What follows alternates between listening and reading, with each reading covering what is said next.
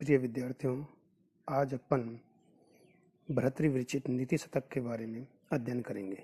नीति शतक लोक व्यवहार की शिक्षा देने के उद्देश्य से लिखी गई थी।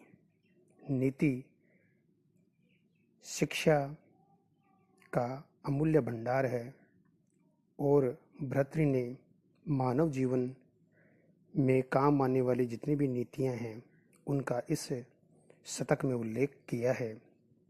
नीति शतक एक अपने आप में उत्कृष्ट मुक्तक काव्य है। मुक्तक काव्य उसे कहते हैं कि जिसका प्रत्येक जो पद्य होता है वो अपने आप में पूर्ण होता है, अर्थात इसका कोई भी कथा से आदि और अंत तक किसी प्रकार का कोई संबंध नहीं होता, इसलिए नीति शतक को मुक्तक काव्य माना गया है। नीति शतक के जो रचिता हैं वो हैं महाकवि भर्तृहरि। लोक परंपरा उन्हें महाराज और योगीराज के रूप में भी स्मरण करती है। जनश्रुति के अनुसार वे पूर्व में राजा थे, बाद में विरक्त होकर महायोगी बन गए। भर्तृहरि को महाराजा विक्रमादित्य का अग्रज माना जाता है, लेकिन इस बात का कोई ऐतिहासिक साक्ष्य अपने सामने प्रस्तुत नहीं है। भर्तृहरि के वैराग्य जागरण के विषय में प्रसिद्ध जनश्रुति के अनुसार किसी महात्मा ने उन्हें एक अमृत फल दिया। महाराज ने वह फल अपनी प्रिया, जो उनकी महारानी थी, पद्माक्षी को दिया। महारानी ने वह फल किसी अश्व अध्यक्ष को दिया। उसने किसी वार वनिता को वह फल उपहार में दिया। उसने वह फल भर्तृहरि को समर्पित कर दिया। इस प्रकार से भर्तृहरि ने जो फल अपनी रानी को दिया वह अश्वाध्यक्ष होते हुए वार वनिता एक वेश्या के हाथों होते हुए वापस भर्तृहरि जी के पास में आ जाता है।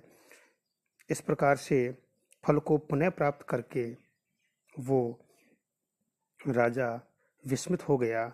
संसार में काम प्रभाव की विडंबना के दृश्य से उसे व्यक्त होना पड़ा। इस घटना का परिचायक एक पद्य जो प्रसिद्ध है वो यह है: याम चिंतयामि सततम मयि सा विरक्ता सापि अन्य मिच्छति जन्म स जनो अन्य शक्तः अस्मत् कृते च परितुष्यति काजिद अन्या दिक्ताम च तम च मदनम च इमाम च माम च। इस प्रकार से भर्तृहरि के 3 शतक हैं: नीति शतक, वैराग्य शतक और श्रृंगार शतक। भर्तृहरि का अगर अपन समय माने तो कीथ जो विद्वान हैं उन्होंने 7वीं शताब्दी माना है। और तीनों शतकों के बारे में ये कहा जाता है कि युवावस्था विलास प्रिय होने के कारण भर्तृहरि ने प्रथम वैराग्य शतक लिखा। प्रौढ़ अवस्था में बुद्धि से परिपक्व होने पर उन्होंने नीति शतक लिखा और संसार में विरक्त होने पर कवि ने अपनी लेखनी वैराग्य शतक पर चलाई। इस प्रकार से भर्तृहरि के 3 शतक प्रसिद्ध हैं। नीति शतक जो है उसकी विषय वस्तु की दृष्टि से नीति शतक को अपन 10 खंडों में या 10 पद्धतियों में या 10 विषय में अपन उसको विभाजित कर सकते हैं। यानी नीति शतक में किन किन विषयों के ऊपर वर्णन किया गया है, नीति शतक में जो श्लोक हैं किन किन विषयों पर लिखे गए हैं, वो 10 पद्धतियां अपन महत्वपूर्ण रूप से मानते हैं। उसमें एक है मूर्ख पद्धति, दूसरी है विद्वत पद्धति, मानशौर्य पद्धति, अर्थ पद्धति, दुर्जन पद्धति, सज्जन पद्धति और परोपकार पद्धति, धैर्य पद्धति, देव पद्धति, कर्म पद्धति। इस प्रकार से 10 पद्धतियां महत्वपूर्ण हैं। देव पद्धति का मतलब होता है भाग्य से संबंधित जो पद्धति है। प्रिय विद्यार्थियों, अब अपन नीति शतक के मंगलाचरण का अध्ययन करते हैं। मंगलाचरण संस्कृत साहित्य में परंपरा है कि मंगलाचरण जो होता है वो काव्य की निर्विघ्न समाप्ति के लिए किया जाता है, कि मंगल गीत का जो आचरण होता है उसे मंगलाचरण कहते हैं। तो इस प्रकार से अपन देखते हैं कि नीति शतक का जो मंगलाचरण है वो है: दिक्कालाद्यनवच्छिन्नानन्तचिन्मातृमूर्तये स्वानुभूतेकमानाय नमः शान्ताय तेजसे दिक्कालाद्यनवच्छिन्नानन्तचिन्मातृमूर्तये स्वानुभूतेकमानाय नमः शांताय तेजसे। अब इसका अपन अन्वय देखते हैं। दिक् कालाद्य नवच्छिन्नान अंतचिन्ह मात्र मूर्ति स्वानुमुत्तेकम मान आनाय शांताय तेजसे नमः। दिक्कालादि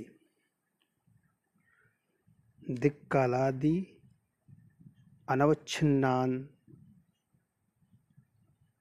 अंतचिन्ह मात्र मूर्ति दिशाओं और काल की सीमाओं में अनवच्छिन्ना जिससे असीमित है, जिसे बांध नहीं सकते, और अनंत चिन्ह मात्र मूर्ति चैतन्य स्वरूप जो है स्वानुभूतेक मानाय केवल अपने अनुभव के द्वारा ही जो जानने योग्य है, शांताय सदा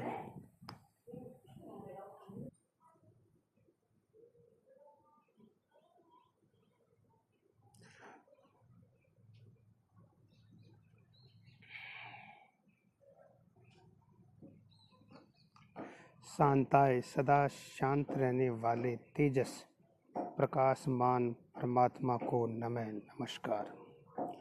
जो परमात्मा दसों दिशाओं और काल की सीमाओं में बंधा हुआ नहीं है, जो अनंत चैतन्य स्वरूप है और जो केवल अपने अनुभव के द्वारा ही जाना जा सकता है, उस शांत तेजोमय ब्रह्म को नमस्कार।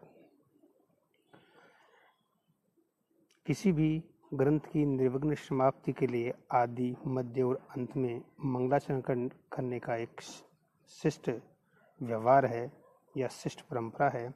अतः माँ कवि भर्तृहरि भी नीति शतक के प्रारंभ में निराकार ब्रह्म की वंदना करते हैं। वह परमात्मा देश और काल की सीमाओं में परिमित नहीं है, वह तो अनंत चैतन्य स्वरूप शांत एवं तेज स्वरूप सच्चिदानंद परमात्मा है। अब इसका दूसरा जो श्लोक है वो है बोधारो मत्सरग्रस्ता प्रभव स्मय दूषिता अबोधोपहताश्चान्ये जीर्ण मंगे सुभाषितम। बोधारो मत्सरग्रस्ता प्रभव स्मय दूषिता अबोधोपहताश्चान्ये जीर्ण मंगे सुभाषितम। अब इसका अन्वय देखते अपन। बोधार है मत्सरग्रस्ता प्रभव स्मय दूषिता अन्य च अबोधोपहता सुभाषितम अंगे जीर्णम।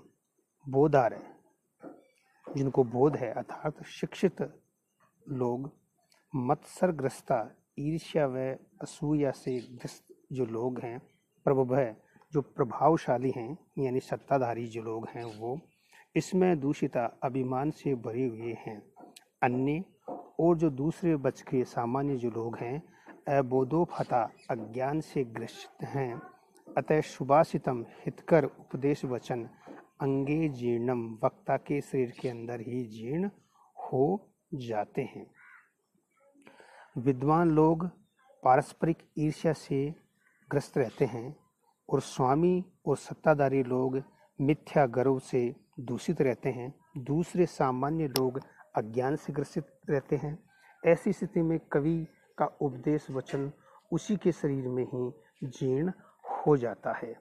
इस पद्य में कवि समाज की उस दुर्व्यवस्था का वर्णन कर रहा है जब समाज लोक हितैषी कवि के शिक्षा वचन सुनना ही नहीं चाहता।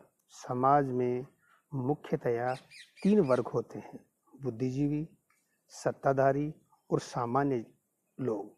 जब बुद्धिजीवी परस्पर ईर्ष्या से ग्रसित हों, सत्ताधारी गर्व में चूर हों, सामान्य जनता अज्ञान से ग्रस्त हो, तो कवि की जो हितकर सूक्तियां हैं हितकर जो वचन हैं उन्हें कौन सुनेगा। कवि इसलिए व्यथित है कि उसके हितकर उपदेश वचन उपयुक्त श्रोताओं के अभाव में उसी के साथ समाप्त हो जाएंगे। अब आगे तीसरे नंबर का श्लोक है, वो है अज्ञ सुखमाराध्य सुखतरमाराध्यते विशेषज्ञ ज्ञान लव दुर्विदग्धम ब्रह्मापि नरम न रंजयति। अब इसका अन्वय देखते हैं। अज्ञ सुखम आराध्य विशेषज्ञ सुखतरम आराध्यते ब्रह्मा अपि ज्ञान लव दुर्विदग्धम नरम न रंजयति। अज्ञ अज्ञ कहते हैं से ज्ञान न हो, ज्ञ न हो। मूर्ख व्यक्ति सुखम सरलता से आराध्य समझ जाते हैं या समझने योग्य होता है। विशेषज्ञ और जो किसी विषय में ज्ञाता होते हैं, विद्वान जो लोग हैं, वो सुखतरम अधिक आसानी से आराध्यते तुष्ट किए जा सकते हैं। किंतु ब्रह्मा अपि साक्षात ब्रह्मपिता परमेश्वर भी ज्ञान लव दुर्विदग्धम अल्प ज्ञान से भी अपने आप को मिथ्या विद्वान मानने वाले जो लोग हैं, नरम मनुष्य को न रंजयति संतुष्ट नहीं कर सकता। अशिक्षित व्यक्ति सरलता से समझाया जा सकता है, विद्वान व्यक्ति तो और भी अधिक तरीके से उसे समझाया जा सकता है। किंतु जो अल्प ज्ञान से, जिसमें ज्ञान थोड़ा है और उसी का उसे मिथ्या गर्व है, घमंड है, ऐसे व्यक्ति को साक्षात ब्रह्मा भी नहीं समझा सकता। इस पद्य में दुराग्रही अल्पज्ञानी के हठी स्वभाव की चर्चा करते हुए कहा गया है कि वह किसी उचित तर्क को नहीं सुनता। अशिक्षित व्यक्ति सहज श्रद्धा भाव से सही बात लेता है, विद्वान व्यक्ति तर्क संगत बात को तुरंत स्वीकार कर लेता है, किंतु अल्प ज्ञान से दुराग्रही व्यक्ति को कोई नहीं समझा सकता। अब आगे 4 नंबर का जो श्लोक है वो है प्रसह्य मणि मुदरेन मकर वक्त्र दृष्टान्तरात् समुद्रमपि संतरेत प्रचल दुर्मि मालाकुलं भुजंगमपि कोपितं शिरसि पुष्पवत् धारयेत न तु प्रति निविष्ट मूर्ख जन चित्तम समाराधेत। मकर, अब इसका अनुवाद देखते हैं।